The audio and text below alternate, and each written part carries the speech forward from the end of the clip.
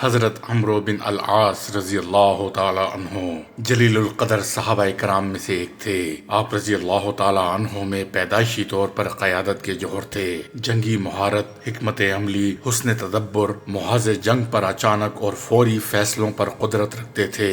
دشمن کی نقل و حرکت، اس کی مکارانہ چالوں اور نفسیاتی حملوں کو خوب سمجھتے تھے اور موقع محل کے حساب سے اس کا جواب دینے میں اپنا ثانی نہیں رکھتے تھے۔ فتح مکہ کے فوری بعد رسول اللہ صلی اللہ علیہ وآلہ وسلم نے مکہ کے قرب و جوار میں نصب بتوں کو گرانے کے لیے مختلف صحابہ کرام کو منتخب کیا۔ چنانچہ حضرت خالد بن ولید کو عزا، حضرت سعد بن زید کو منات اور حضرت عمرو بن العاص کو سوا نامی بت گرانے کی ذمہ داری سونپی گئی۔ 8 ہجری میں جنگ موتا کے بعد رسول اکرم صلی اللہ علیہ وآلہ وسلم کو اطلاع ملی کہ مدینے سے 10 دن کی مسافت پر واقع وادی القرا میں مقیم قبیلہ قفا کے مشرکین نے مدینے پر حملے کی تیاری کر لی ہے۔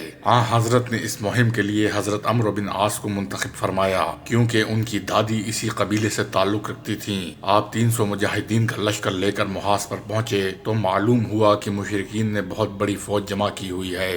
آپ نے فوری طور پر نبی اکرم صلی اللہ علیہ وآلہ وسلم کو اطلاع بھجوائی۔ چنانچہ حضرت ابو عبیدہ بن الجراح مزید 200 مجاہدین کی کمک لے کر پہنچے، جن میں سیدنا ابو بکر صدیق، سیدنا عمر رضی اللہ تعالی عنہما سمیت انصار کے سردار بھی شامل تھے۔ کمک آ جانے کے بعد حضرت عمر نے ایک بھرپور حملہ کر کے قفا کے پورے علاقے کو فتح کر لیا۔ مشہور مورخ ابن اسحاق کا بیان ہے کہ مسلمان قبیلہ جذام کی سرزمین پر واقع سلسل نامی ایک چشمے پر اترے تھے، اسی لیے اس مہم کا نام ذات السلال پڑ گیا۔ اس جنگ میں حضرت عمر کی سیاسی بصیرت اور جنگی حکمت عملی کے 3 اقدامات کو رسول اکرم صلی اللہ علیہ وآلہ وسلم نے بہت سراہا۔ آپ راتوں کو سفر کرتے اور دن میں اپنی فوج کو گھاٹیوں میں چھپا دیا کرتے تاکہ دشمن پر اچانک حملہ آور ہوں۔ سخت سردی کے باوجود کسی کو آگ جلانے کی اجازت نہیں تھی۔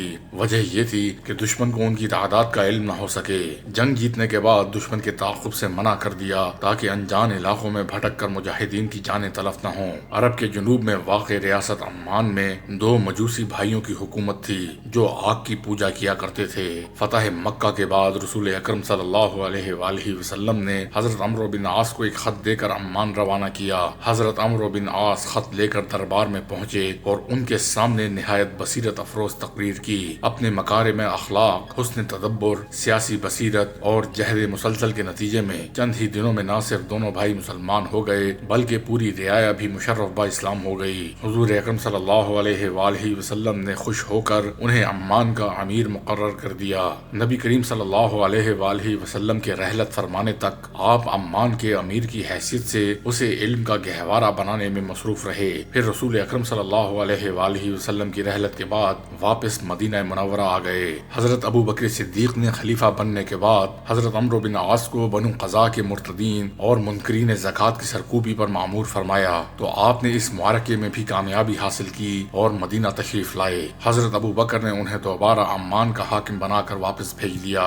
12 ہجری میں رومی اور ایرانی حکومتوں نے مسلمان علاقوں پر حملوں کا آغاز کیا تو حضرت ابو بکر نے انہیں عمان سے واپس بلا کر مجاہدین کے ایک لشکر کا امیر مقرر کر کے فلسطین روانہ کر دیا، جہاں رومیوں کا ایک لشکر ان کا منتظر تھا۔ تاہم آپ نے صدیق اکبر کو خط لکھ کر مزید کمک منگوا لی۔ جلد ہی حضرت ابو عبیدہ بن الجراح، حضرت شرجیل بن حسنہ، حضرت یزید بن ابی سفیان اور حضرت خالد بن ولید رضی اللہ تعالی عنہما کی قیادت میں اسلامی فوجیں ان سے آ کر ملیں۔ حضرت عمرو بن عاص نے گھمسان کی جنگ میں رومیوں کو شکست فاش دی۔ حضرت ابو بکر صدیق کے انتقال کے بعد حضرت عمر خلیفہ بنے تو انہیں فوج کا سپہ سالار بنا کر مصر روانہ کر دیا۔ مصر دنیا بھر میں رومیوں کی پہچان تھا۔ حضرت عمرو بن عاص نے بہترین حکمت عملی اور جنگی بصیرت کی بنا پر بہت جلد پورے مصر پر قبضہ کر لیا۔ انہوں نے ایک نیا شہر بسایا جس کا نام فسطاط رکھا۔ امیر المومنین سیدنا عمر رضی اللہ تعالی عنہ نے فسطاط کو مصر کا دارالحکومت قرار دے کر حضرت عمرو بن عاص کو مصر کا حاکم مقرر کر دیا۔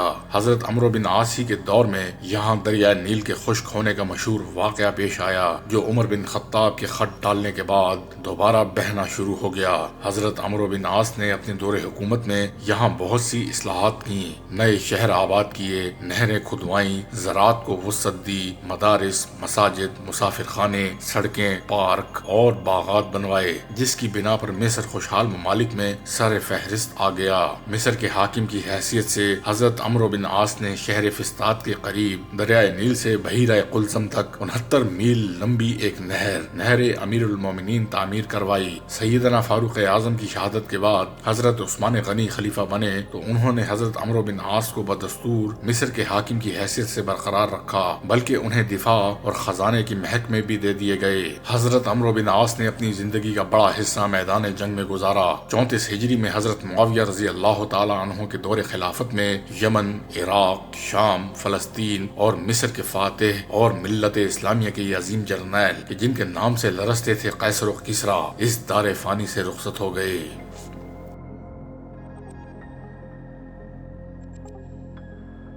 حضرت عمرو بن عاص مکہ میں 664 عیسوی میں پیدا ہوئے۔ آپ کا نام عمرو، ابو عبداللہ اور ابو محمد کنیت، والد کا نام عاص ہے اور والدہ کا نام نابغہ۔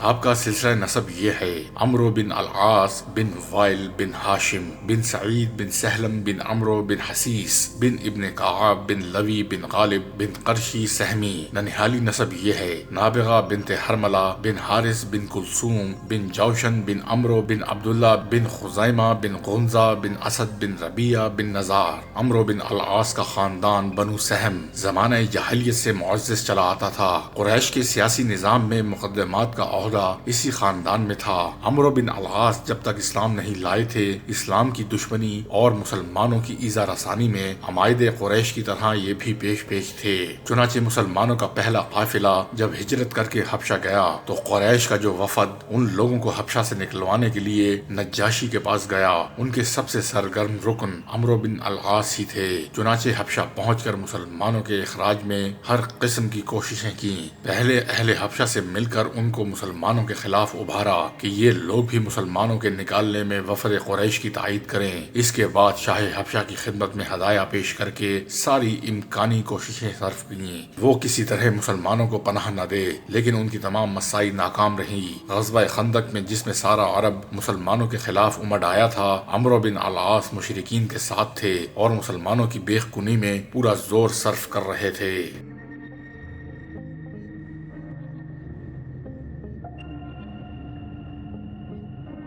عمرو بن عاص اگرچہ اسلام اور پیغمبر اسلام کے سخت ترین دشمن تھے، لیکن غزوہ خندق کے بعد سے وہ اسلام سے متاثر ہونے لگے۔ وہ اکثر دنیا اور اس کے انجام اور اسلام کی تعلیمات پر غور کیا کرتے۔ ان کا بیان ہے کہ اس غور و فکر سے اسلام کی حقیقت مجھ پر ظاہر ہونے لگی اور اس سے میرا دل متاثر ہونے لگا اور میں نے مسلمانوں کی مخالفت سے رفتہ رفتہ کنارہ کشی اختیار کرنا شروع کر دی۔ قریش نے اس کو محسوس کیا اور اس کی حقیقت دریافت کرنے کے لیے ایک شخص بھیجا۔ اس نے مجھ سے بحث کرنا شروع کر دی۔ میں نے اس سے کہا، بتاؤ ہم حق پر ہیں یا فارس اور روم والے؟ اس نے کہا ہم ہیں۔ پھر میں نے پوچھا کہ ان کو عیش میسر ہے یا ہم کو؟ اس نے کہا ان کو۔ میں نے کہا اگر اس عالم کے بعد دوسرا عالم نہیں ہے تو ہماری حق پرستی کس کام آئے گی، جبکہ ہم دنیا میں بھی باطل پرستوں کے مقابلے میں تنگ حال رہے ہیں اور دوسرے عالم میں بھی بدلے کی کوئی امید نہ ہو۔ اس لیے محمد صلی اللہ علیہ وآلہ وسلم کی تعلیم کے مرنے کے بعد ایک دوسرا عالم ہوگا جہاں ہر شخص کو اس کے اعمال کے مطابق جزا اور سزا ملے گی۔ کسی قدر صحیح اور دل نشین ہے۔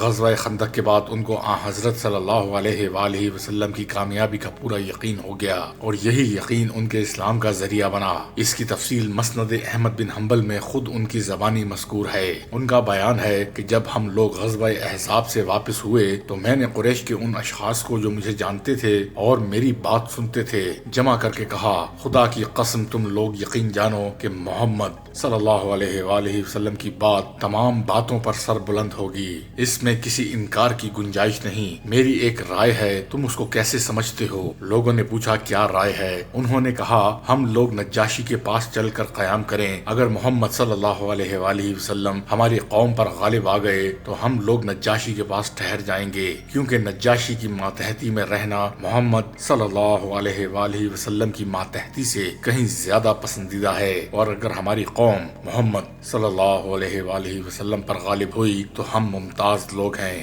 ہمارے ساتھ ان کا طرز عمل بہتر ہی ہوگا۔ اس رائے پر سب نے اتفاق کیا۔ میں نے کہا پھر اس کو تحفہ دینے کے لیے کوئی چیز مہیا کرو۔ نجاشی کے لیے ہمارے یہاں سب سے بہتر تحفہ چمڑا تھا، چنانچہ بہت سا چمڑا لے کر ہم لوگ حبشہ پہنچے۔ ہم لوگ نجاشی کے دربار میں جا رہے تھے کہ عمرو بن امیہ زمری بھی پہنچ گئے۔ ان کو رسول اللہ صلی اللہ علیہ وآلہ وسلم نے جعفر طیار اور ان کے ساتھیوں کی کسی ضرورت سے نجاشی کے پاس بھیجا تھا۔ جب وہ آ کر چلے گئے تو میں نے اپنے ساتھیوں سے کہا ہم نجاشی سے درخواست کریں کہ وہ عمرو بن امیہ زمری کو ہمارے حوالے کر دے، اگر وہ دے دے تو اس کی گردن مار دیں تاکہ قریش کو معلوم ہو جائے تاکہ ہم نے محمد صلی اللہ علیہ وآلہ وسلم کے سفیر کا سر قلم کر کے ان کا بدلہ لے لیا۔ یہ کہہ کر میں نجاشی کے دربار میں گیا اور حسب معمول سجدہ کیا۔ اس نے خوش آمدید کہا اور پوچھا میرے لیے اپنے ملک کا کوئی تحفہ لائے؟ میں نے عرض کیا حضور بہت سا چمڑا تحفے میں لایا ہوں، اور جو چمڑا لے کر گیا تھا اس کو پیش کر دیا۔ اس نے بہت پسند کیا۔ پھر میں نے عرض کیا عالیجا ابھی میں نے ایک آدمی آپ کے پاس سے نکلتے ہوئے دیکھا ہے، یہ ہمارے دشمن کا بھیجا ہوا ہے، آپ اسے قتل کرنے کے لیے ہمارے حوالے کر دیں، اس نے ہمارے شرفاء اور معززین کو تکلیفیں پہنچائی ہیں۔ نجاشی یہ درخواست سن کر بہت غضبناک ہوا اور اپنا ہاتھ کھینچ کر اس نے زور سے اپنی ناک پر مارا کہ میں سمجھا کہ ٹوٹ جائے گی۔ اس کی اس حرکت سے میں اس قدر نادم و شرمسار ہوا کہ اگر زمین شق ہوتی تو میں اس میں سما جاتا۔ پھر میں نے عرض کیا شاہ نجاشی اگر میں سمجھتا کہ آپ کو یہ درخواست ناگوار ہوگی تو میں نہ کرتا۔ شاہ نجاشی بولا کہ تم چاہتے ہو میں ایسے شخص کا قاصد جس کے پاس وہ ناموس اکبر آتا ہے جو موسیٰ علیہ السلام کے پاس آیا کرتا تھا قتل کے لیے تمہارے حوالے کر دوں؟ میں نے عرض کیا علی جاہ کیا واقعی وہ ایسا ہے؟ وہ بولا عمرو تمہاری حالت قابل افسوس ہے، میرا کہنا مانو اور اس کی پیروی کر لو، خدا کی قسم وہ حق پر ہے، وہ اپنے تمام مخالفوں پر غالب آئے گا جس طرح موسیٰ فرعون اور اس کے لشکر پر غالب ہوئے تھے۔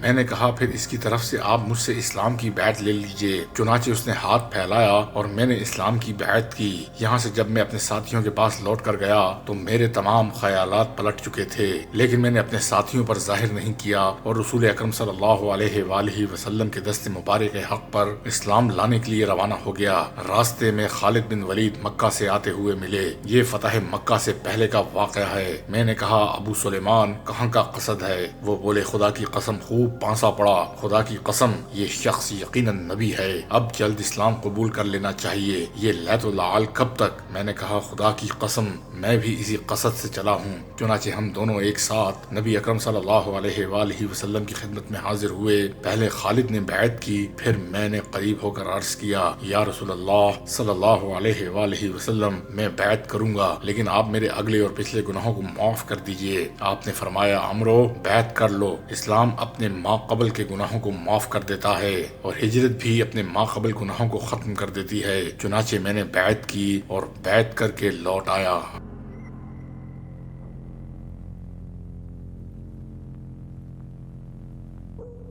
حضرت عمرو بن عاص اسلام قبول کرنے کے بعد مکہ لوٹ گئے، پھر کچھ ہی دنوں بعد ہجرت کر کے مدینہ چلے آئے۔ حضرت عمرو بن عاص رضی اللہ تعالی عنہ جس طرف رہے انتہا پسند رہے، اسلام کے قبل اس کی بے خونی میں کوئی دقیقہ اٹھا نہیں رکھا اور اسلام کے بعد کفر و شرک کے استحصال میں اسی شد و مت سے کمر بستہ ہو گئے۔ قبول اسلام کے بعد گزشتہ مخالفتوں کو یاد کر کے پشیمان ہوتے، چنانچہ کہا کرتے تھے جب میں حالت کفر میں تھا تو حضرت صلی اللہ علیہ وآلہ وسلم کا سب سے بڑا دشمن تھا، اگر اسی حالت میں مر جاتا تو میرے لیے دوزخ کے علاوہ کوئی ٹھکانہ نہ ہوتا، اور جب بیعت کر کے حلقہ بگوش اسلام ہوا تو کبھی حضرت صلی اللہ علیہ وآلہ وسلم سے آنکھیں چار نہ کر سکا۔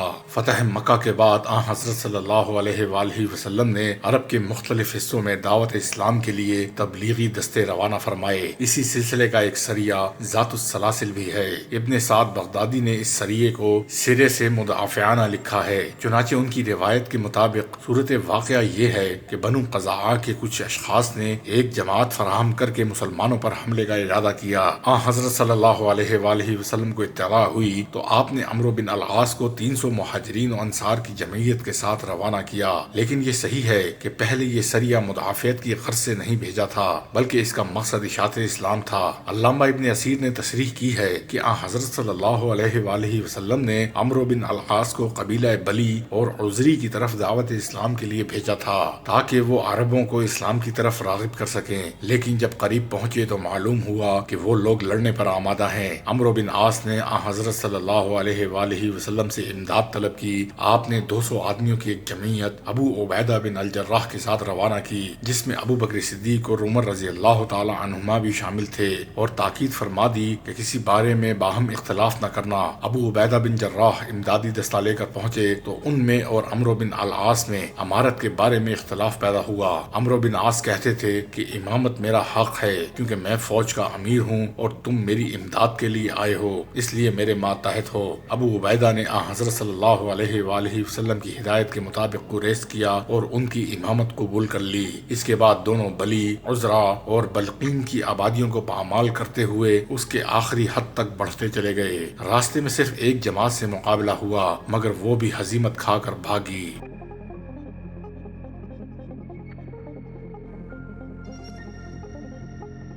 فتح مکہ کے بعد جبکہ عرب کے اکثر قبائل مشرف با اسلام ہو چکے تھے، بعض ایسے قبائل باقی رہ گئے تھے جو صدیوں کے اعتقاد کی بنا پر بت قدوں کو ڈھاتے ہوئے ڈرتے تھے۔ اس لیے حضرت صلی اللہ علیہ وآلہ وسلم نے چند دستے صرف ان کے گرانے کے لیے بھیجے تاکہ عرب والوں کے دلوں سے ان کا خوف و ہراس اور ان کی عظمت جاتی رہے۔ سوا بنو مزیل کا صنم کدا تھا۔ حضرت صلی اللہ علیہ وآلہ وسلم نے عمرو بن عاص کو اس کے ڈھانے پر متعین کیا۔ جب یہ وہاں پہنچے تو اس کے مجاور نے پوچھا کس نیت سے آئے ہو؟ عمرو بن عاص نے کہا اس کو ڈھانے کے لیے۔ اس کے جواب پر اس نے مدافعت کرنے کی بجائے جواب دیا کہ تم اس کو نہ گرا سکو گے، وہ خود اپنی حفاظت کرے گا۔ انہوں نے کہا کہ تم اب تک اسی وہم اور باطل پرستی میں مبتلا ہو جس میں سننے اور دیکھنے تک کی طاقت نہیں، وہ روک کیا سکتا ہے؟ یہ کہا اور اس کو مسمار کر کے مجاور سے بولے اس کی طاقت دیکھ لی۔ وہ یہ واقعہ اپنی آنکھوں کے سامنے دیکھ کر مشرف با اسلام ہو گیا۔ فتح مکہ کے بعد جب حضرت صلی اللہ علیہ وآلہ وسلم نے آس پاس کے حکمرانوں کے نام دعوت اسلام کے خطوط بھیجے تو عمان کے حاکموں عبید اور جیزر کے پاس خط لے جانے کی خدمت عمرو بن عاص رضی اللہ تعالی عنہ کے سپرد ہوئی۔ اس خط پر دونوں مشرف با اسلام ہوئے اور حضرت صلی اللہ علیہ وآلہ وسلم نے عمرو بن عاص کو یہاں کا عامل قرار دیا۔ حضرت ابو بکر صدیق کے خلیفہ بن جانے کے بعد جب ارتداد اور مدعیان نبوت کا فتنہ اٹھا تو اس وقت عمرو بن عاص عمان میں ہی تھے۔ حضرت ابو بکر صدیق نے حضرت صلی اللہ علیہ وآلہ وسلم کی وفات اور موجودہ حالات کی اطلاع دے کر ان فتنوں کو دبانے کے لیے بھیجا۔ چنانچہ یہ بحرین کے راستے سے آگے بڑھے۔ راستے میں قبیلہ بنی عامر میں قرہ بن حبیرہ کے یہاں مہمان ہوئے۔ اس نے بڑی خاطر مدارت کی، چلتے وقت تنہائی میں لے جا کر کہا کہ عربوں سے زکوٰۃ لی گئی تو وہ کسی کی امارت قبول نہ کریں گے، ہاں اگر زکوٰۃ کا طریقہ بند کر دیا گیا تو البتہ مطیع و فرمانبردار رہیں گے، اس لیے زکوٰۃ کا قانون اٹھا دینا چاہیے۔ انہوں نے کہا قرہ کیا تم کافر ہو گئے ہو؟ مجھ کو عربوں سے ڈراتے ہو؟ خدا کی قسم میں ایسے لوگوں کو گھوڑے کی ٹاپ سے مسل دوں گا۔ یہ شخص جب بعد میں معنین زکوٰۃ کے سلسلے میں گرفتار ہوا تو عمرو بن عاص کی شہادت پر چھوڑ دیا گیا۔ مدینہ پہنچ کر بنو قزاع کے مرتدین کی سرکوبی ان کے سپرد ہوئی اور انہوں نے اپنے حسن تدبیر سے اس کو دوبارہ اسلام پر قائم کیا اور اس مہم کو سر کرنے کے بعد عمان لوٹ گئے۔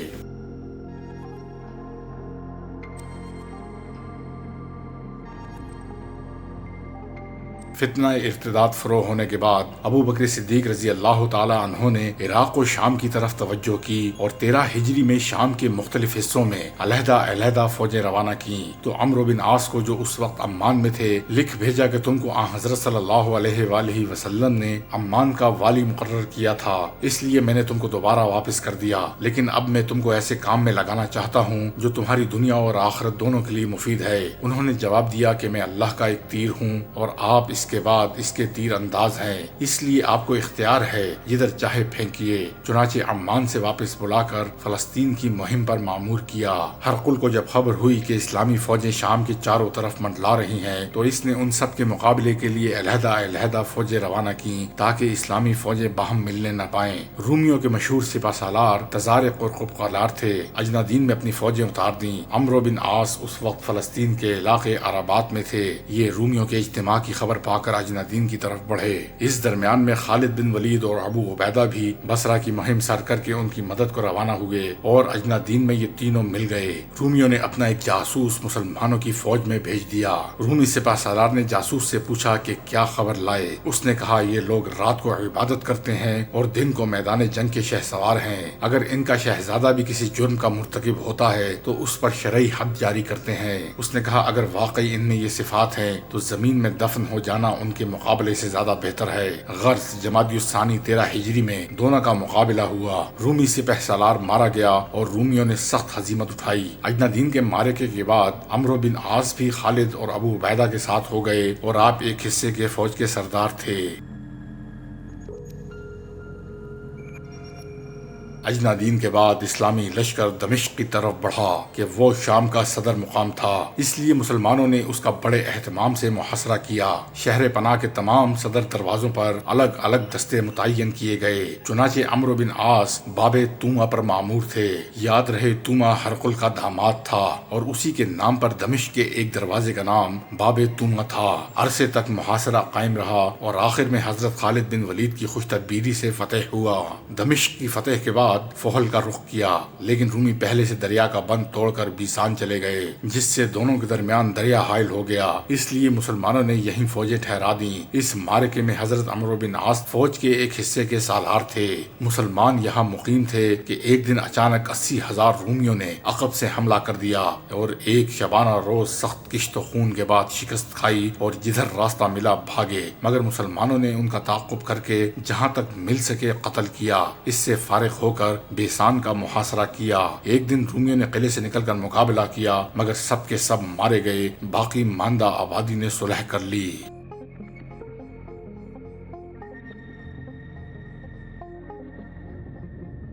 ان مسلسم اور بےہم شکستوں سے سارے روم میں کوہرام مچ گیا اور رومیوں نے قیصر سے فریاد کی کہ مسلمانوں نے سارا شام ویران و تباہ کر ڈالا۔ وہ بھی ان کی طاقت و تارات سے تنگ آ چکا تھا، اس لیے سارے ممالک محروسہ میں فرمان جاری کر دیا کہ ساری فوجیں ایک جگہ جمع ہو جائیں اور جہاں تک آدمی مل سکیں بھرتی کیے جائیں۔ چنانچہ 2 لاکھ انسان اس حکم پر امڈ آئے۔ عمرو بن عاص نے مشورہ دیا کہ مسلمانوں کو ایک مرکز پر جمع ہو کر متحدہ قوت سے مقابلہ کرنا چاہیے اور دربار خلافت سے بھی اسی مشورے کی تائید ہوئی۔ چنانچہ اسلامی فوجیں ہر 4 طرف سے سمٹ کر یرموک میں جمع ہوئیں۔ چنانچہ اس معرکے میں سارا شام امڈ آیا اور مسلمانوں کی تعداد ان کے 1/4 حصے سے بھی کم تھی۔ اس لیے خالد رضی اللہ تعالی عنہ نے غیر معمولی توجہ سے کام لیا اور جدید طرز پر فوجوں کو 26 حصوں پر تقسیم کیا۔ میمنہ کے بھی کئی ٹکڑے کر کے اس پر عمرو بن عاص اور شرجیل بن حسنہ کو مقرر کیا اور دونوں فوجیں پوری تیاری کے ساتھ میدان میں اتری۔ کئی دنوں تک لڑائی کا سلسلہ جاری رہا اور متعدد ہولناک لڑائیاں ہوئیں۔ عمرو بن عاص بڑے جوش و خروش سے لڑتے اور اپنی پرجوش تقریروں سے آگ لگا دیتے۔ ابتدا میں مسلمانوں کے پیر اکھڑ گئے بلکہ بتہرے میدان چھوڑ کر بھاگ نکلے، لیکن پھر سنبھل کر اس زور کا حملہ کیا کہ رومی پوری کوشش کے باوجود نہ ٹھہر سکے اور میدان بھی مسلمانوں کے ہاتھ رہا۔ فلسطین کا کچھ حصہ عمرو بن عاص دمشق کے قبل لے چکے تھے، لیکن درمیان میں دمشق، فہل، یرموک وغیرہ کی مہموں کی وجہ سے پہلی مہم ناتمام رہ گئی تھی۔ اسی لیے یرموک وغیرہ سے فراغت کے بعد عمرو بن عاص پھر ادھر متوجہ ہوئے اور غزہ سبستین، نابلوس، لد، بینی، بیت، جیری اور امواس وغیرہ آسانی سے فتح کر کے یہ سلسلہ مکمل کر دیا۔ لیکن ابھی فلسطین کا سب سے بڑا شہر ایلیا یعنی بیت المقدس باقی رہ گیا تھا۔ اس لیے چھوٹے چھوٹے مقامات لینے کے بعد حضرت عمرو بن عاص نے رومی سپہ سالار اطربون کو خط لکھا۔ اس نے جواب دیا کہ اجنادین کے علاوہ تم فلسطین کی سرزمین کا ایک چپا نہیں لے سکتے۔ اس جواب کے بعد عمرو بن عاص نے بیت المقدس کا محاصرہ کر لیا۔ حضرت ابو عبیدہ بھی قنصرین کی مہم سر کر کے پہنچ گئے، لیکن جنگ کی نوبت نہیں آئی۔ ایلیا والوں نے اس شرط پر شہر حوالے کر دینے کا وعدہ کیا کہ مسلمانوں کے امیر المومنین عمر بن خطاب مدینہ سے آ کر معاہدہ کریں۔ چنانچہ ان کی خواہش کے مطابق حضرت عمر بن خطاب رضی اللہ تعالیٰ عنہ نے مدینے سے شام کا سفر کیا اور صلح کی شرائط طے کر کے صلح نامہ ان کے حوالے کر دیا، اور شام کا یہ متبرک شہر جس کو انبیاء اور رسول علیہم السلام کے آرام گاہ ہونے کا شرف حاصل تھا، مسلمانوں کے قبضے میں آ گیا اور شام پر قبضہ مکمل ہو گیا۔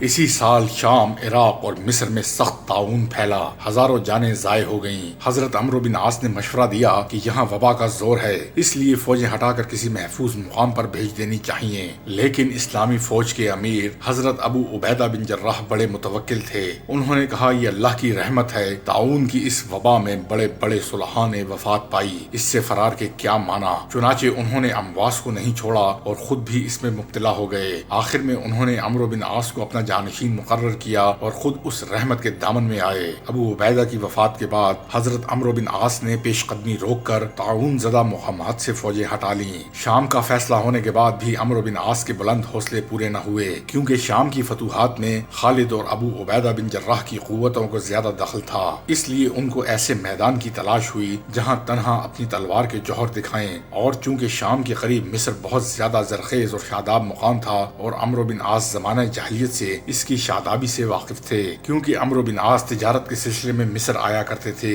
اس لیے حضرت عمر بن خطاب سے پیش قدمی کی اجازت چاہی۔ لیکن حضرت عمر بن خطاب کو اجازت دینے میں دو وجوہات کی وجہ سے پس و پیش ہوا۔ اول یہ کہ شام کی مہم سر کرنے کے بعد ابھی اسلامی فوجوں نے دم نہ لیا تھا، دوسرا یہ کہ مقوقس شاہ مصر کی قوت کا تھوڑی فوج سے مقابلہ کرنا دشوار تھا۔ لیکن آخر میں عمرو بن عاص کے اسرار اور حوصلہ مندی سے مجبور ہو کر اجازت دے دی، اور ان کے جانے کے بعد زبیر بن العوام کو ایک جمعیت کے ساتھ امداد کے لیے روانہ کر دیا۔ عمرو بن عاص نے شام سے نکل کر پہلا مقام باب العیون میں کیا۔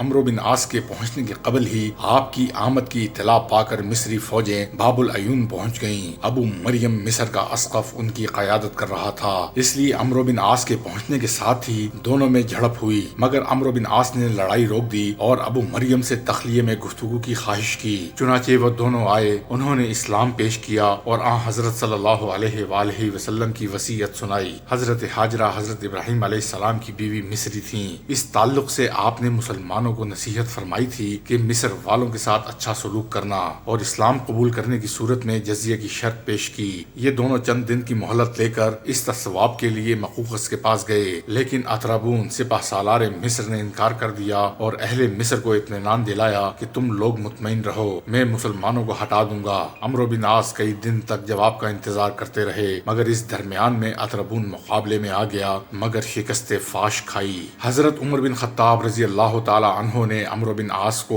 مصر پر فوج کشی کی اجازت تو دے دی تھی، مگر دل مطمئن نہ تھا، اس لیے وہ عریش تک ہی پہنچے تھے کہ فرمان خلافت آ پہنچا کہ اگر مصر کی حدود میں داخل نہ ہوئے ہو تو واپس چلے آؤ، اور پہنچ چکے ہو تو پیش قدمی جاری رکھو۔ یہ خط چونکہ عریش میں ملا تھا، عریش شام میں مصر کی سرحد پر حکومت مصر کا ایک قریہ تھا، اس لیے وہ واپس نہ ہوئے اور عریش لینے کے بعد فرما کی طرف بڑھے۔ اس شہر کو جعلی نوس کا مدفن ہونے کی وجہ سے خاص اہمیت حاصل تھی اور یہاں کے لوگ مقابلے کے لیے پوری طور پر تیار تھے، اس لیے جیسے ہی اسلامی فوج پہنچی ان لوگوں نے نکل کر مقابلہ کیا، مگر شکست کھائی۔ فرما کی تسخیر کے بعد عمرو بن العاص بلبیس اور ونین وغیرہ فتح کرتے ہوئے عین الشمس پہنچے۔ عین الشمس زمانہ قدیم میں بڑا عظیم الشان اور گنجان شہر تھا۔ یہاں آفتاب کا ہیکل تھا جس کی تیرتھ یاترا کو ہزاروں آدمی آتے تھے، لیکن جس زمانے میں مسلمانوں کا حملہ ہوا اس وقت تباہ ہو چکا تھا۔ بعد میں یہی مقام آباد ہو کر فسطاط کے نام سے مشہور ہوا۔ عمرو بن عاص کے حملے کے وقت اگرچہ یہاں کوئی آبادی نہ تھی بلکہ چراگاہیں تھیں، تاہم قصر شمع یہاں کا ایک قلعہ تھا جس میں مقوقس کی فوج رہتی تھی۔ مصر کی تسخیر کے لیے اس کا لینا ضروری تھا، اس لیے حضرت عمرو بن عاص نے بڑے اہتمام سے محاصرے کی تیاریاں شروع کی۔ اسی دوران حضرت زبیر بن عوام بھی 10,000 کی جمعیت لے کر پہنچ گئے اور دونوں نے دو سمتوں سے حملے شروع کر دیے، مگر قلعہ اس قدر مستحکم تھا کہ مہینوں لگ گئے۔ آخر میں حضرت زبیر بن عوام نے تنگ آ کر ننگی تلوار ہاتھ میں لی اور قلعے کی فصیل پر چڑھ گئے۔ آپ کو دیکھ کر بہت سے جانثار سیڑھی لگا کر پہنچ گئے اور سب لوگوں نے زور سے نعرہ تکبیر بلند کیا کہ قلعے والے بدحواس ہو گئے اور سمجھے کہ مسلمان قلعے میں آ گئے ہیں، اس لیے انہوں نے خود اس کے دروازے کھول دیے۔ اب ان کے لیے سوائے مصالحت کے کوئی چارہ کار نہ تھا، اس لیے صلح کی درخواست کی۔ مسلمانوں نے وہ درخواست منظور کی اور اتنی رعایت کی کہ فاتحانہ داخلے کے باوجود شرائط بہت نرم رکھیں۔ یہی مقام بعد میں آباد ہو کر فسطاط کے نام سے موسوم ہوا۔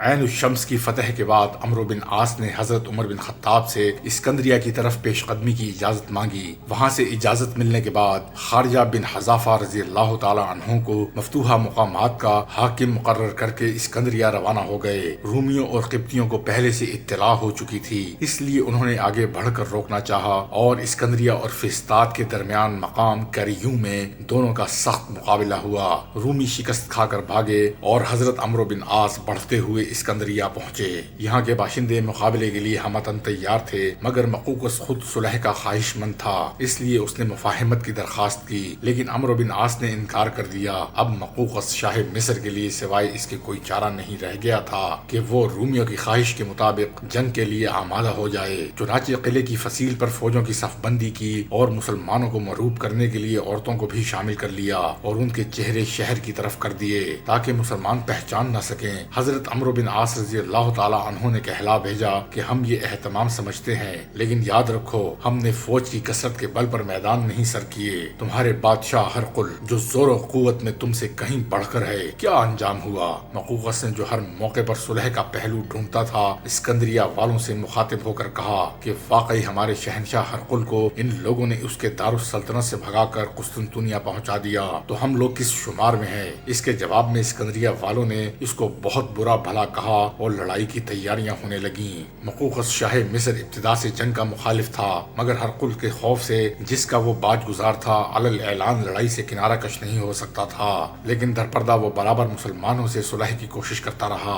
ہرقل کو اس کی اطلاع ہو گئی، وہ بہت برہم ہوا اور اسی وقت اسکندریہ فوجیں روانہ کر دیں، لیکن مقوقس شاہ مصر نے حضرت عمرو بن عاص رضی اللہ تعالی عنہ سے پہلے ہی خفیہ معاہدہ کر لیا تھا کہ یہ جنگ ہماری مرضی کے خلاف ہو رہی ہے اور ہم بدرجہ مجبوری اس میں شریک ہیں، اس لیے قبطیوں اور رومیوں میں امتیاز رکھنا اور قبطیوں کے ساتھ وہ سلوک نہ کرنا جس کے رومی مستحق ہیں۔ اس معاہدے کے بعد قبطی ہر طرح سے مسلمانوں کے لیے مددگار رہے اور ان کے لیے راستہ صاف کرتے رہے اور گزرگاہوں کی پلوں کی مرمت کرتے رہے۔ غرض اسکندریہ والوں کی تیاری کے بعد مسلمانوں نے اسکندریہ کا محاصرہ کر لیا، لیکن قلعہ اس قدر مضبوط اور مستحکم تھا کہ 2 مہینے تک کوئی نتیجہ نہ نکلا۔ اس درمیان میں صرف یہ قابل ذکر واقعہ پیش آیا کہ ایک دن قلعے کی آڑ سے کچھ سوار برآمد ہوئے، ان میں اور مسلمانوں میں مڈ بھیڑ ہو گئی جس میں 12 مسلمان شہید ہوئے۔ رومیوں کے لیے مارکا بہت اہم تھا کیونکہ اسکندریہ میں ان کا سب سے بڑا کنیسہ تھا، اس کے نکل جانے کے بعد ان کی مرکزیت بالکل فنا ہو چکی تھی،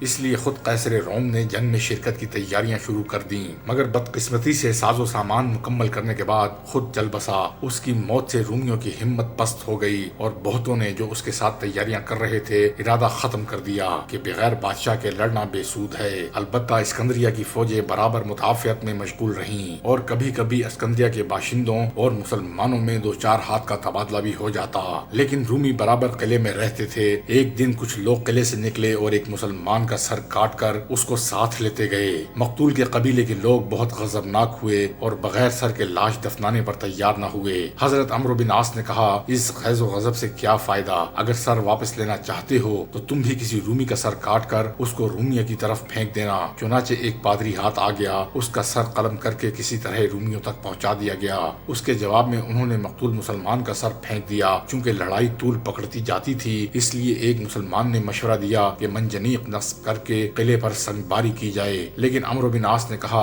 ایسی نازک صورتحال میں صف بندی توڑنا مناسب نہیں، ابھی تک جم کر دست بدست لڑائی کی نوبت نہیں آئی تھی۔ البتہ کبھی کبھی قلعے والے نکل آتے تھے اور 2-4 ہاتھ رد و بدل کے بعد قلعہ بند ہو جاتے۔ ایک دن قلعے سے نکل کر لڑ رہے تھے کہ رومیوں کی صف سے آواز آئی کہ کون مسلمان میرے مقابلے میں آتا ہے۔ حضرت مسلمہ بن مخلد رضی اللہ تعالی عنہ بڑھے، مگر بھاری بھرکم آدمی تھے اس لیے حملہ کرتے وقت گھوڑے پر سنبھل نہ سکے اور رومی نے انہیں پچھاڑ دیا، مگر مسلمانوں نے آگے بڑھ کر انہیں بچا لیا۔ عمرو بن عاص کو غصہ آ گیا، انہوں نے کہا ایسے نامردوں کو میدان میں آنے کی کیا ضرورت تھی؟ مسلمہ بن مخلد انصاری کو بہت ناگوار ہوا، مگر مصلحت وقت کے خیال سے خاموش رہے اور لڑائی کا بازار گرم ہو گیا۔ مسلمان رومیوں کو جوش میں دباتے ہوئے قلعے کے اندر تک پھیلتے چلے گئے اور دیر تک قلعے کے اندر لڑتے رہے، لیکن پھر رومیوں نے سنبھل کر مسلمانوں کو قلعے کے باہر کر دیا۔ ان کے نکلنے کے بعد رومیوں نے قلعے کا دروازہ بند کر لیا۔ اتفاق سے 4 آدمی جن میں ایک حضرت عمرو بن عاص دوسرے مسلمہ بن مخلد تھے قلعے ہی میں رہ گئے۔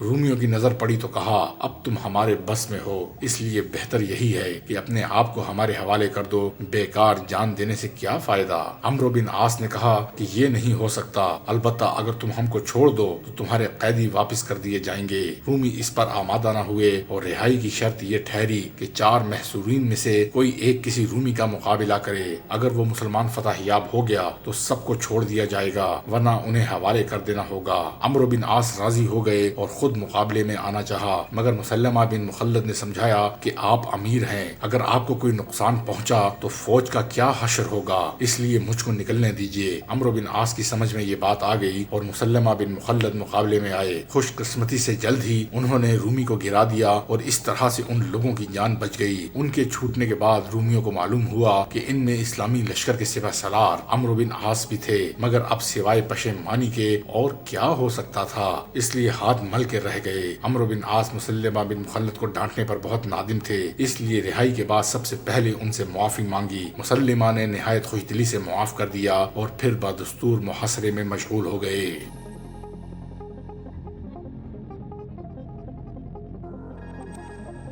اسکندریہ کے محاصرے کو قریب 2 سال ہو چکے تھے، لیکن ہنوز روز اول تھا۔ حضرت عمر اس تاخیر سے بہت پریشان تھے، چنانچہ انہوں نے لکھ بھیجا کہ تم لوگ 2 سال سے جمے ہوئے ہو، لیکن ابھی تک کوئی نتیجہ نہ نکلا۔ معلوم ہوتا ہے کہ رومیوں کی طرح تم بھی عیش و عشرت میں ہو اور اپنے فرائض اور خلوص نیت کو بھول گئے ہو۔ جس وقت تم کو میرا خط ملے لوگوں کے سامنے جہاد پر تقریر کرو اور جن 4 آدمیوں کو میں نے بھیجا ہے ان کو فوج کے آگے کر کے جمعہ کے دن حملہ کر دو۔ عمرو بن عاص نے فوج کو یہ خط سنا دیا۔ اس سے ان لوگوں میں نیا جوش پیدا ہو گیا اور فوج کو مرتب کر کے حضرت عبادہ بن صامت رضی اللہ تعالی عنہ کے نیزے پر، جو بڑے رتبے کے صحابی تھے، اپنا عمامہ لٹکا کر ان کے حوالے کیا کہ یہ علم ہے اور آپ اس فوج کی سردار ہیں۔ حضرت عبادہ بن صامت رضی اللہ تعالی عنہ نے اس جوش و خروش سے حملہ کیا کہ پہلے ہی حملے میں رومیوں کے پاؤں اکھڑ گئے اور ان کو خشکی اور تری جس راستے سے جدھر راہ ملی بھاگ نکلے۔ عمرو بن عاص نے 1000 آدمی متعین کر کے خشکی کی سمت رومیوں کا تعاقب کیا۔ ادھر وہ تعاقب میں مصروف تھے، رومیوں نے بحری راستے سے پلٹ کر حملہ کر دیا اور جس قدر مسلمان ملے بے دریغ قتل کر دیے۔ عمرو بن عاص کو معلوم ہوا تو تعاقب چھوڑ کر لوٹ پڑے۔ رومیوں کا یہ حملہ صرف اتفاقی تھا، ان کی قوت ٹوٹ چکی تھی، اس لیے حضرت عمرو بن عاص کو دوبارہ کوئی زحمت پیش نہ آئی اور انہوں نے رومیوں کو آسانی سے زیر کر لیا۔ معاویہ بن خدیج رضی اللہ تعالی عنہ کو فتح کا مجدہ سنانے کے لیے دارالخلافہ روانہ کیا۔ وہ باعجلت منزلیں طے کرتے ہوئے ٹھیک دوپہر کے وقت مدینہ پہنچے اور سیدھے مسجد نبوی میں چلے گئے۔ اتفاق سے اس وقت حضرت عمر کی لونڈی اس طرف سے گزری، اس نے انہی سے مسافرانہ شکل میں دیکھ کر پوچھا کہ تم کون ہو؟ معاویہ بن خدیج نے کہا میں عمرو بن عاص کا قاصد ہوں۔ لونڈی نے حضرت عمر کو اطلاع دی، آپ نے قاصد کو فوراً طلب کیا۔ ان کے پہنچتے پہنچتے خود آنے کو تیار ہو رہے تھے کہ دیکھنے کے ساتھ ہی پوچھا کیا خبر لائے؟ عرض کیا اللہ نے کامیاب کیا۔ یہ مجدہ سن کر حضرت عمر نے اسی وقت منادی کرا دی اور مسجد نبوی میں تمام مسلمانوں کے سامنے خود معاویہ کی زبان سے فتح کے حالات سنوائے۔ پھر پوچھا کہ تم سیدھے مسجد میں کیوں چلے گئے؟ عرض کیا دوپہر کا وقت تھا، میں نے خیال کیا کہ آپ آرام فرماتے ہوں گے۔ حضرت عمر نے جواب دیا کیا میں دن کو سو کر رعایا کو تباہ کرتا؟ اگرچہ اسکندریہ کو مسلمانوں نے بزور شمشیر فتح کیا تھا، لیکن شہر کے امن و امان میں کوئی فرق نہیں آنے دیا اور عام آبادی میں سے کسی کو قتل یا قید نہیں کیا، بلکہ جزیہ اور خراج تشخیص کرنے کے بعد کامل امن و امان ہو گیا۔ مصر تسخیر کرنے کے بعد اگرچہ وہاں رومیوں کی قوت بالکل ٹوٹ چکی تھی، تاہم منتشر طور پر جا بجا ابھی ان کی آبادیاں باقی رہ گئی تھیں۔ اس لیے حضرت عمرو بن عاص نے ہر طرف تھوڑی تھوڑی فوجیں روانہ کر دیں تاکہ آئندہ بغاوت کا خطرہ باقی نہ رہے۔ چنانچہ خارجہ بن حذافہ نے فیوم، اشمونیم، بشروات، اخیم اور سعید مصر کے تمام مواضعات کے لیے اور عمیر بن وہب نے تینس، ومیات، تونا، دمیرہ، شتا، بقہلہ، بصیرہ وغیرہ پر قبضہ کر لیا اور یہاں کی کل آبادی نے فسطاط کی شرائط پر صلح کر لی اور عقبہ بن عامر یادردان نے مصر کی آبادیوں پر قبضہ کیا۔ اس طرح مصر اور اسکندریہ پر پورا تسلط قائم ہو گیا۔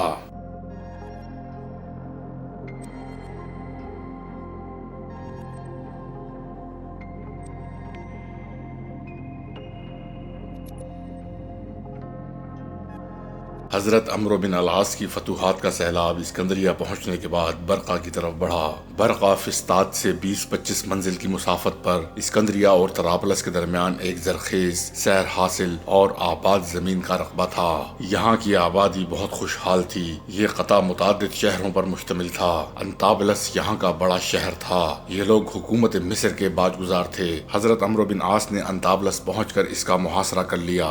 برقہ والے بہت نرم خو اور اطاعت شعار تھے، اس لیے بلا کسی مزاحمت کے جزیہ قبول کر لیا اور 13,000 دینار سالانہ پر صلح ہو گئی۔ برقہ سے فارغ ہو کر عقبہ بن نافع کو زویلہ روانہ کیا۔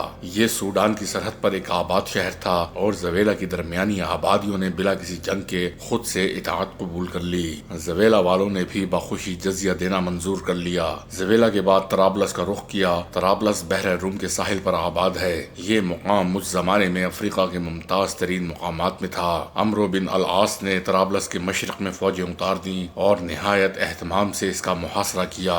2 مہینے تک برابر محاصرہ جاری رہا، لیکن کہیں سے اندر جانے کا راستہ نہ ملتا تھا۔ ایک دن کچھ مسلمان شکار کو نکلے، واپسی میں دھوپ سخت تھی، اس لیے یہ لوگ دریا کے کنارے کنارے واپس ہوئے۔ شہر کے قریب پہنچ کر دیکھا کہ شہر اور دریا کے درمیان میں کوئی فصیل یا شہر پناہ وغیرہ نہیں ہے، اور دریا کے گھٹاؤ کی وجہ سے دریا میں خشک راستہ بھی چھوٹا ہوا ہے۔ ان مسلمانوں نے آ کر فوراً حضرت عمرو بن عاص کو اطلاع دی۔ چنانچہ مسلمان اسی وقت حملے کے لیے تیار ہو گئے اور اسی راستے سے فوراً حملہ کر دیا۔ اس ناگہانی حملے سے شہر والے بالکل بدحواس ہو گئے۔ دریائی راستے سے بھاگنا آسان نہ تھا کیونکہ درمیان میں مسلمان حائل تھے، اس لیے شہر میں کشت و خون ہوا۔ چونکہ مسلمانوں کا حملہ بالکل اچانک تھا، طرابلس والے پہلے سے تیار نہ تھے، اس لیے تسخیر میں زیادہ دشواری نہ ہوئی اور آسانی سے طرابلس کو فتح کر لیا گیا۔ طرابلس سے آگے بڑھ کر صبرا کا ایک شہر پڑتا تھا۔ طرابلس کی تسخیر کے بعد عمرو بن عاص خود وہیں رہے اور تھوڑی فوج صبرا بھیج دی۔ یہ لوگ الگ صبح صبرا پہنچ گئے۔ اہل شہر طرابلس کے واقعے سے لا علم تھے، اس لیے حسب معمول صبح سویرے شہر کا پھاٹک کھول کر اپنے اپنے کاروبار میں لگ گئے۔ مسلمانوں نے یلغار کر کے زبردستی شہر میں داخل ہو کر قبضہ کر لیا اور کشت و خون کی نوبت نہیں آئی۔ ان مہمات کے بعد عمرو بن عاص نے حضرت عمر بن خطاب کو خط لکھا کہ طرابلس فتح ہو چکا ہے۔ افریقہ، تیونس، مراکش اور الجزائر وغیرہ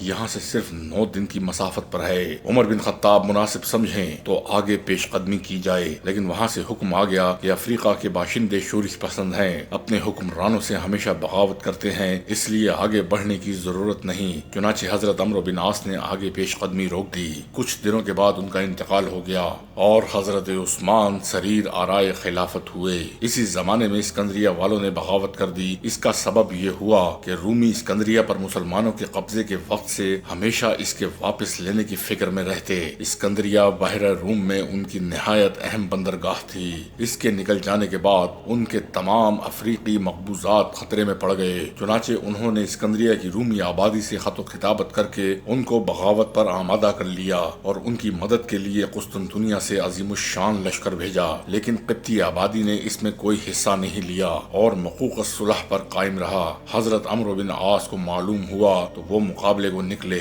دونوں میں سخت معرکہ ہوا۔ رومی شکست کھا کر اسکندریہ کے اندر داخل ہو گئے۔ مسلمانوں نے شہر کے اندر داخل ہو کر جہاں تک ہو سکا مارا۔ مینول ہیزی رومی سپہ سالار مارا گیا۔ رومیوں کو جب یہاں بھی پناہ نہ ملی تو وہ اسکندریہ سے نکل کر بھاگے، اور چونکہ قبطیوں نے ان کا ساتھ نہیں دیا تھا اس لیے جذبہ انتقام میں ان کی آبادیوں کو لوٹتے ہوئے نکل گئے۔ بدحواسی میں اپنے حامیوں کو بھی تاخت و تاراج کر دیا۔ جب مسلمانوں کا کامل تسلط ہو گیا تو قبطی حضرت عمرو بن عاص کے پاس فریاد لے کر آئے کہ رومیوں نے ہمارا سارا مال و متاع لوٹ لیا ہے، ہم نے مسلمانوں سے بغاوت نہیں کی، اس لیے ہمارا مال ہم کو واپس دلایا جائے۔ انہوں نے شناخت کرا کے جن جن لوگوں کا مال تھا واپس کرا دیا اور آئندہ بغاوت کے خطرے سے بچنے کے لیے اسکندریہ کی شہر پناہ توڑوا دی۔ 26 ہجری میں حضرت عثمان بن عفان رضی اللہ تعالی عنہ نے حضرت عمرو بن عاص کو مصر کی گورنری سے علیحدہ کر دیا۔ حضرت عثمان رضی اللہ تعالی عنہ نے ان کے مخالفین کی جانب سے جو اعتراضات کیے جاتے تھے ان میں سے ایک یہ بھی ہے کہ انہوں نے اتنے بڑے فاتح اور سپہ سالار کو معزول کر کے دانش مندی کا ثبوت نہیں دیا جس نے مصر، اسکندریہ اور طرابلس کا تختہ الٹ دیا تھا، لیکن در حقیقت حضرت عثمان ان کی معزولی پر مجبور ہو گئے تھے۔ وہ بلا وجہ معزول نہیں کرتے تھے۔ تبری کے یہ الفاظ ہیں کہ حضرت عثمان کبھی کسی کو بغیر شکایت یا استغاثہ کے معزول نہیں کرتے تھے۔ واقعہ یہ ہے کہ اس قسم کے حالات پیش آئے کہ حضرت عثمان کو ان کی معزولی کے سوا اور کوئی چارہ کار نظر نہ آیا۔ مصر کی فتح کے بعد سے برابر عمرو بن عاص ہی یہاں کے حکمران رہے۔ البتہ حضرت عمر بن خطاب نے اپنے عہد خلافت میں مصر کے ایک چھوٹے حصے کا جو سعید مصر کے نام سے موسوم ہے، عبداللہ بن ابی سعد بن ابی سراح کو والی بنا دیا تھا۔ لیکن یہ تقرر بھی حضرت عمرو بن عاص رضی اللہ تعالی عنہ پر بار تھا۔ وہ مصر میں کسی کو بھی اپنے سوا نہ دیکھنا چاہتے تھے، لیکن حضرت عمر کی زندگی میں ان کی ہیبت سے عبداللہ رضی اللہ تعالی عنہ کے خلاف کوئی کارروائی نہ کر سکے۔ آپ کی وفات کے بعد ہی حضرت عثمان رضی اللہ تعالی عنہ سے عبداللہ بن سعد رضی اللہ تعالی عنہ کی معزولی کی درخواست کی، لیکن آپ نے قبول نہ کی۔ مصر نہایت زرخیز ملک ہے، لیکن عمرو بن عاص کے زمانے میں اس کی زرخیزی کے تناسب سے خراج نہ ملتا تھا، اور حضرت عمر ہی کے زمانے سے اس کی شکایت چلی آتی تھی۔ حضرت عمر رضی اللہ تعالی عنہ نے اس بارے میں ایک سخت خط بھی لکھا۔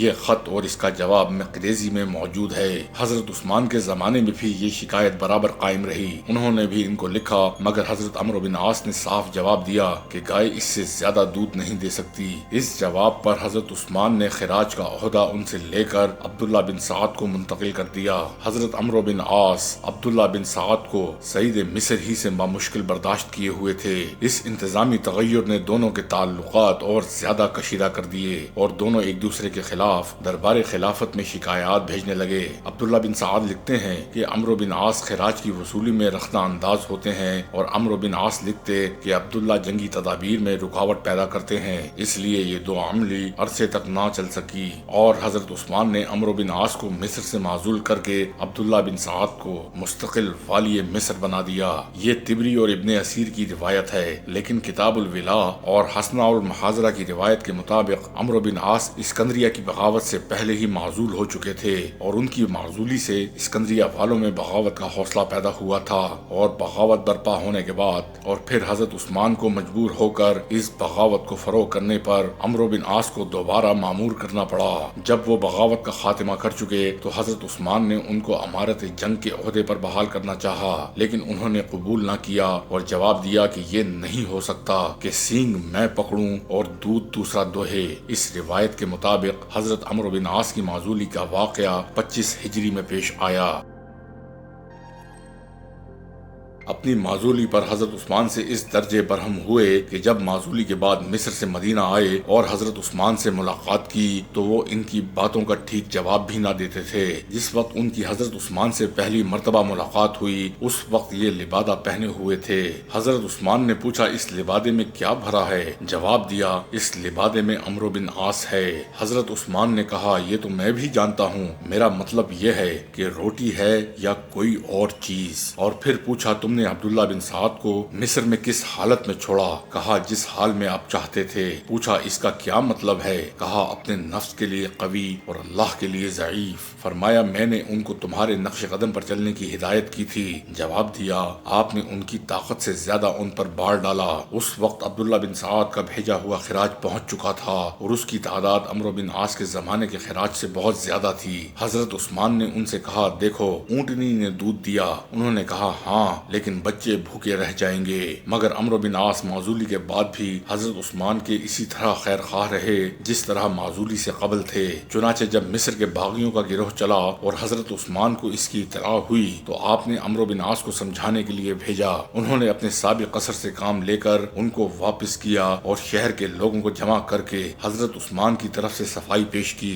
حضرت عثمان بن عفان کو جب کبھی مشکلات پیش آتی تو عمرو بن عاص سے مشورہ کرتے۔ عمرو بن عاص نہایت خیر خواہی سے مشورہ دیتے۔ سازش کے زمانے میں جب باغیوں نے اپنے مطالبات پیش کیے تو آپ نے ایک مجلس شورا منعقد کی، اس کے ایک رکن عمرو بن عاص بھی تھے۔ تمام اراکین سے مشورہ کرنے کے بعد عمرو بن عاص سے خاص طور پر ان کی رائے پوچھی۔ انہوں نے کہا آپ ضرورت سے زیادہ نرمی کرتے ہیں، گرفت کے موقعوں پر چشم پوشی کر جاتے ہیں، عمر سے زیادہ آپ نے ان لوگوں کو آزادی دے رکھی ہے۔ میرا مشورہ یہ ہے کہ ملکی انتظام میں پیشرو ابو بکر و عمر کے نقش قدم پر چلیے اور نرمی کے موقع پر نرمی اور سختی کے موقع پر سختی سے کام لیجیے۔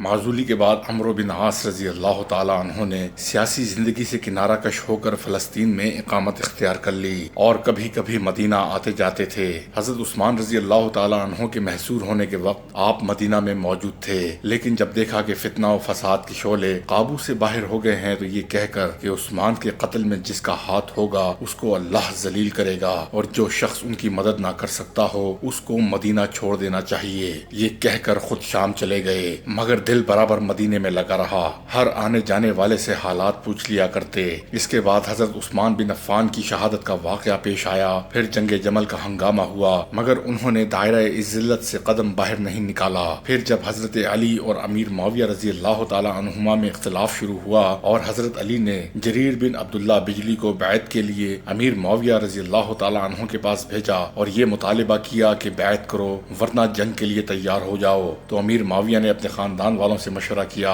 عتبہ بن ابی سفیان نے رائے دی کہ عمرو بن عاص کو بلا کر ان سے مشورہ کر لو۔ حضرت عمرو بن عاص کو فلسطین میں اطلاع دی۔ طبری کی ایک روایت یہ ہے کہ حضرت عمرو بن عاص شہادت کی خبر سن کر خود آئے تھے۔ امیر معاویہ نے کہا اس وقت کئی مہمیں درپیش ہیں، محمد بن حنفیہ قید خانہ توڑ کر اپنے ساتھیوں سمیت فرار ہو گئے ہیں، قیصر روم علیحدہ چڑھائی پر آمادہ ہے، تیسرا اور سب سے اہم معاملہ یہ ہے کہ علی نے بیعت کا مطالبہ کیا ہے اور انکار کی صورت میں جنگ پر آمادہ ہیں۔ انہوں نے مشورہ دیا کہ محمد بن حنفیہ کا تعاقب کراؤ، مل جائیں تو فبہا ورنہ کوئی حرج نہیں، قیصر روم کے قیدی چھوڑ کر اس سے مصالحت کر لو، علی کا معاملہ البتہ بہت اہم ہے، مسلمان کبھی بھی تم کو ان کے برابر نہ سمجھیں گے۔ معاویہ نے کہا وہ عثمان کے قتل میں معاون تھے، امت اسلامیہ میں پھوٹ ڈال کر فتنہ پیدا کیا۔ عمرو بن عاص نے کہا لیکن تم کو سبقت اسلام اور قرابت نبوی صلی اللہ علیہ وآلہ وسلم کا شرف حاصل نہیں ہے، اور میں تمہارے مقصد کے حصول کے لیے خواہ مخواہ کیوں تمہاری مدد کروں؟ امیر معاویہ نے کہا آخر چاہتے کیا ہو؟ عمرو بن عاص نے کہا مصر۔ امیر معاویہ نے کہا تم مصر چاہتے ہو اور مصر کسی طرح عراق سے کم نہیں ہے۔ عمرو بن عاص نے کہا ہاں، لیکن مصر کا مطالبہ اس وقت ہے جب علی کو تم مغلوب کر چکے ہوگے اور دنیا تمہارے زیر نگیں ہوگی۔ اس گفتگو کے بعد حضرت عمرو بن عاص اپنی قیام گاہ پر چلے گئے۔ عتبہ بن ابی سفیان نے امیر معاویہ سے پھر اصرار کیا کہ مصر دے کر کیوں فائدہ نہیں اٹھاتے۔ ان کے اصرار پر امیر معاویہ راضی ہو گئے اور دوسرے دن صبح کو حضرت عمرو بن عاص سے مصر دینے کا تحریری وعدہ کیا۔ عمرو بن عاص نے مشورہ دیا کہ پہلے عمائدین شام کے دلوں میں یہ بٹھاؤ کہ عثمان بن عفان کی شہادت میں علی کا ہاتھ تھا، پھر ان لوگوں کو مخالفت پر آمادہ کرو ورنہ کامیابی ناممکن ہے، اور سب سے پہلے شرجیل بن سمت کندی کو جو شام کے با اثر آدمی ہیں یقین دلا کر اپنا ہم خیال بناؤ۔ غرض امیر معاویہ نے ان کی بتائی ہوئی تدبیروں سے عمائدین شام کو یقین دلایا کہ عثمان کے خون بے گناہی سے کہ حضرت علی کا ہاتھ بھی رنگین ہے۔ شرجیل کو پورا یقین ہو گیا اور انہوں نے شام کا دورہ کر کے لوگوں کو حضرت علی رضی اللہ تعالی عنہ کے خلاف ابھارنا شروع کر دیا، اور امیر معاویہ نے خلیفہ مظلوم کے خون آلود پیراہن اور حضرت نائلہ سلام اللہ علیہا کی کٹی ہوئی انگلیوں کی نمائش کر کے سارے شام میں آگ لگا دی۔ لوگ آتے تھے اور یہ المناک نظارہ دیکھ کر روتے تھے،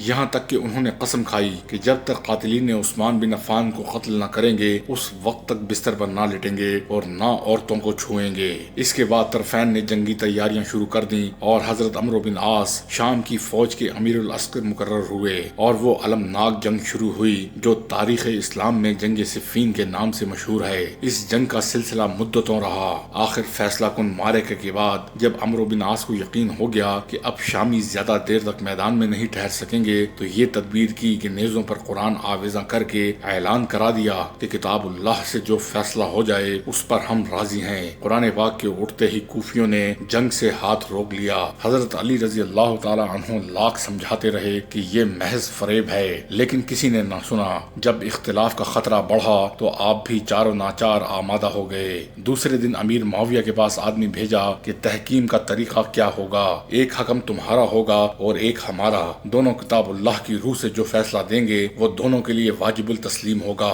غرض حضرت عمرو بن عاص شامیوں کی جانب سے اور ابو موسیٰ اشعری کوفیوں کی جانب سے حکم مقرر ہوئے، اور ثالث نامہ تحریر ہوا کہ حکمین اختلاف امت کا خیال رکھتے ہوئے کتاب اللہ اور سنت رسول صلی اللہ علیہ وآلہ وسلم کی روح سے عدل و انصاف کے ساتھ جو فیصلہ کر دیں گے وہ طرفین کے لیے واجب التسلیم ہوگا، اور جو فریق اس کو نہ مانے گا اس کے خلاف دونوں حکم مدد دیں گے۔ اگر درمیان میں کوئی حکم مر گیا تو اس فریق کو دوسرا حکم مقرر کرنے کا اختیار ہوگا۔ اس ثالثی کے بعد دونوں نے اپنی اپنی اپنی فوجیں ہٹا لیں اور عمرو بن عاص اور ابو موسیٰ اشعری سے تبادلہ خیالات شروع ہوا۔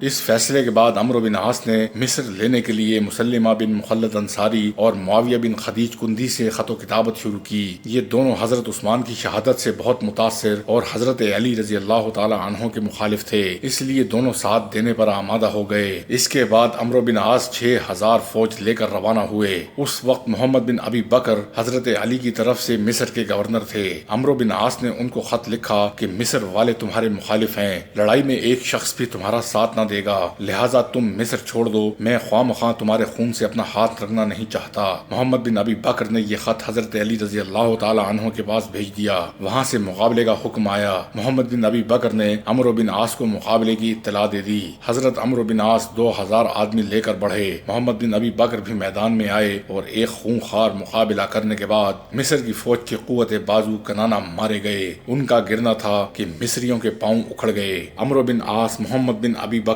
کی طرف بڑھے، مگر وہ شکست کے آثار دیکھ کر پہلے ہی نکل گئے تھے۔ عمرو بن عاص نے ہر طرف آدمی دوڑائے اور وہ گرفتار کر کے لائے گئے۔ اس وقت بہت پیاسے تھے، لیکن شامیوں نے پانی تک نہ دیا اور تشنہ لب قتل کر دیے گئے اور مصر پر عمرو بن عاص کا قبضہ ہو گیا۔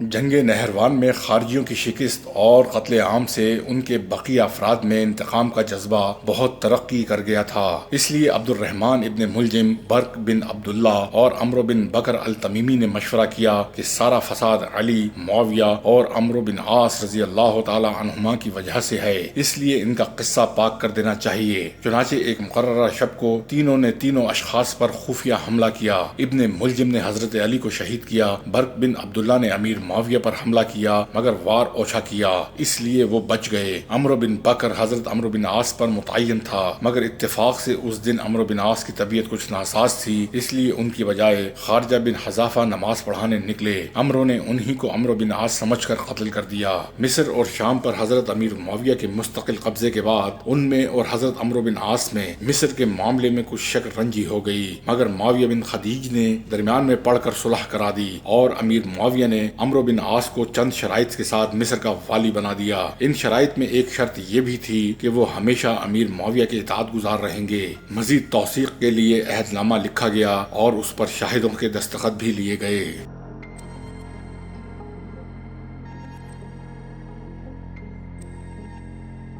عمرو بن عاص با اختلاف روایت 43 یا 47 یا 51 ہجری میں مصر ہی میں اپنے عہد حکومت میں بیمار ہوئے۔ آپ طویل عمر پا چکے تھے، زندگی کی زیادہ امید نہ تھی، اس لیے مرض الموت میں اپنی گزشتہ لغزشوں پر بہت نادم تھے۔ عبداللہ بن عباس رضی اللہ تعالی عنہ عیادت کو آئے، سلام کے بعد پوچھا، ابو عبداللہ کیا حال ہے؟ جواب دیا، کیا پوچھتے ہو، دنیا کم بنائی مگر دین زیادہ بگاڑا۔ اگر اس کا بگاڑا ہوتا جس کو بنایا ہے اور اسے بنایا ہوتا جس کو بگاڑا ہے تو یقیناً کامیاب ہوتا۔ اگر آخری عمر فائدہ مند ہوتی تو ضرور آرزو کرتا، اگر بھاگنے سے بچ سکتا تو ضرور بھاگتا، مگر اب منجنیق کی طرح زمین و آسمان کے درمیان معلق ہوں، نہ ہاتھوں کے سہارے اوپر چڑھ سکتا ہوں نہ پاؤں کے سہارے نیچے اتر سکتا ہوں۔ اے بھتیجے، مجھ کو کوئی ایسی نصیحت کر کہ اس سے فائدہ اٹھاؤں۔ ابن عباس رضی اللہ تعالی عنہ نے کہا، افسوس، اب وہ وقت کہاں، اب وہ بھتیجا بوڑھا ہو کر آپ کا بھائی ہو گیا ہے۔ اگر آپ رونے کے لیے کہیں تو میں رونے کے لیے تیار ہوں، مقیم سفر کا کیسے یقین کر سکتا ہے؟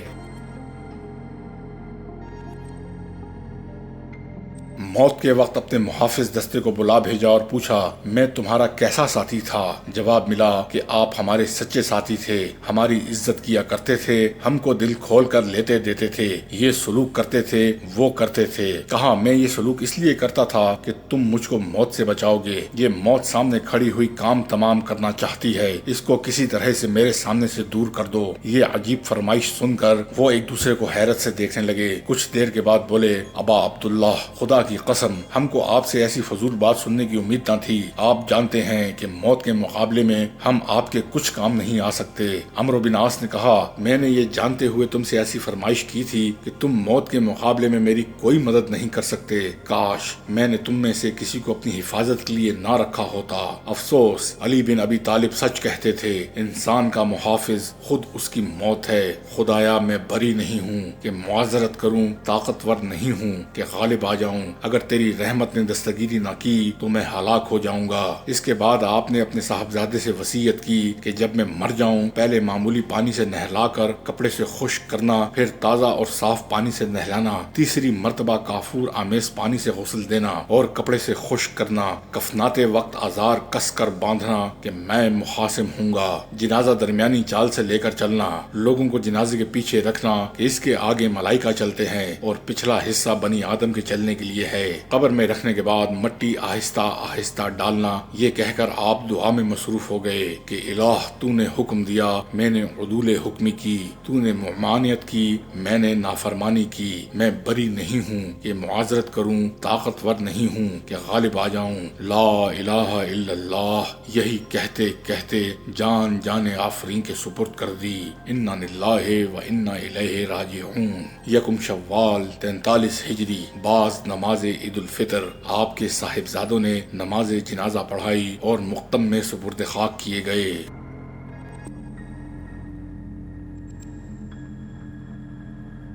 حضرت عمرو بن عاص رضی اللہ تعالی عنہ کے دو لڑکے تھے، عبداللہ اور محمد. دونوں ریتا بنت منبح کے بطن سے تھے.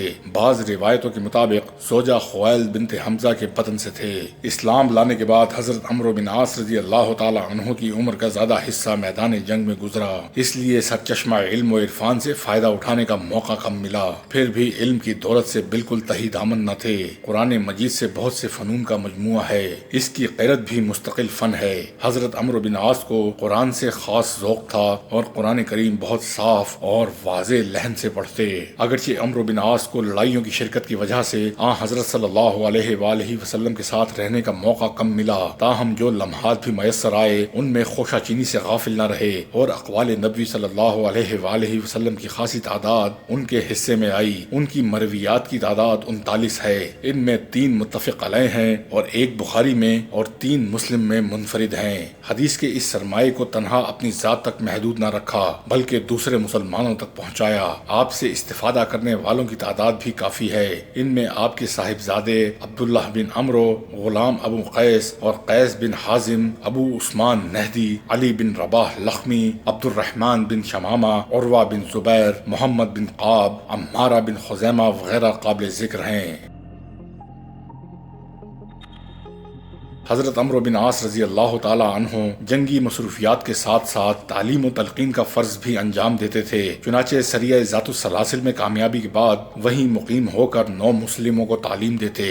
حضرت صلی اللہ علیہ وآلہ وسلم کے بعد جب دنیا طلبی کی حوث زیادہ ہو گئی اس وقت لوگوں کے سامنے تقریر کرتے اور ان کو اسوائے نبوی کی پیروی کی ہدایت کرتے. علی بن رباح روایت کرتے ہیں کہ ایک دن حضرت عمرو بن عاص رضی اللہ تعالی عنہ ممبر پر تقریر کر رہے تھے کہ آج تم لوگوں کا حال یہ ہو رہا ہے کہ حضرت صلی اللہ علیہ وآلہ وسلم جن چیزوں سے احتراز فرماتے تھے تم ان کی طرف راغب ہو رہے ہو اور دنیا کی تمنا کرتے ہو، حالانکہ رسول اکرم صلی اللہ علیہ وآلہ وسلم اس سے کنارہ کشی اختیار فرماتے تھے.